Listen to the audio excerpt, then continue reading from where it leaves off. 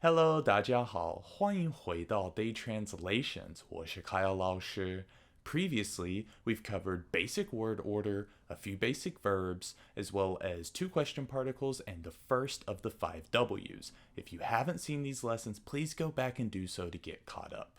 In today's lesson, we're going to cover two fundamental adverbs and start taking our first steps towards forming more complex sentences in Chinese. So let's get started. When meeting new people and making new friends, typically we'll share a little bit about ourselves, as well as explore any common interests that may come up.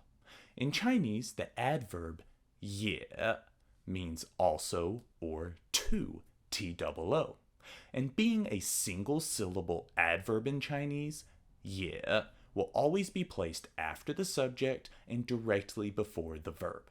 So imagine your friend says to you, I like playing basketball.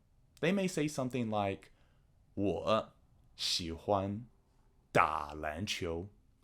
我喜欢打篮球.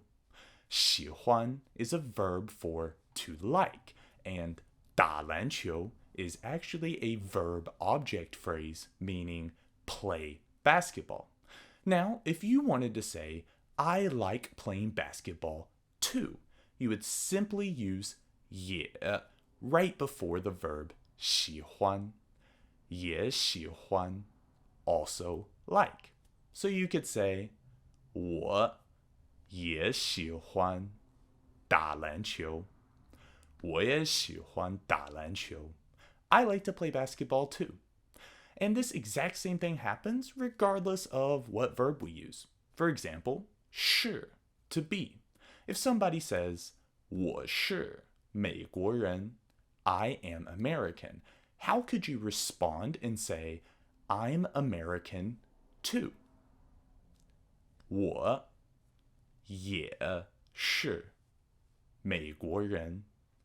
我也是美国人. I'm American too. Good job.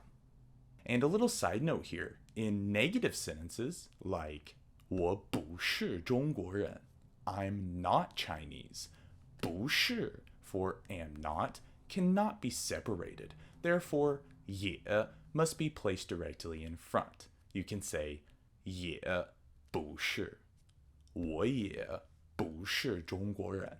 I'm also not Chinese. Lastly, we have our second adverb of the video. Used to indicate inclusiveness, 都 means all or both. And just like 也 being an adverb, it is still placed after the subject and directly before the verb in the sentence. However, 都 is a little special. Because it's used to represent a group of nouns, it kind of takes on the flavor of a pronoun. So let's use the verb 是 for to be as an example. 都是 means both are or all are. So you can imagine if you're saying something like, we are all American. 我们都是美国人. 我们都是美国人. Here, 都 is representing all of the people that are included in the word we. 我们. This is why it takes on the flavor of a pronoun, even though it is an adverb. If there are multiple nouns in the sentence, like my mom and dad, or the list of a few of your friends' names, 都 must be placed at the end of that enumeration, meaning used after the last noun. So in the example, my mom and dad are both American. Here we have two subjects, mom and dad. 妈妈和爸爸. Therefore, 都 will be placed after the last noun, 爸爸, and still directly before the verb, 是. So to say, my mom and dad are both American, we can say, 我妈妈和爸爸都是美国人. 我妈妈和爸爸都是美国人. And for negative sentences using 不是, just like what we did with 也 and 也不是, 都 is also placed directly in front. So imagine you wanted to say, we are all not Chinese. You could say, 我们都不是中国人。我们都不是中国人。Literally, we are all not Chinese.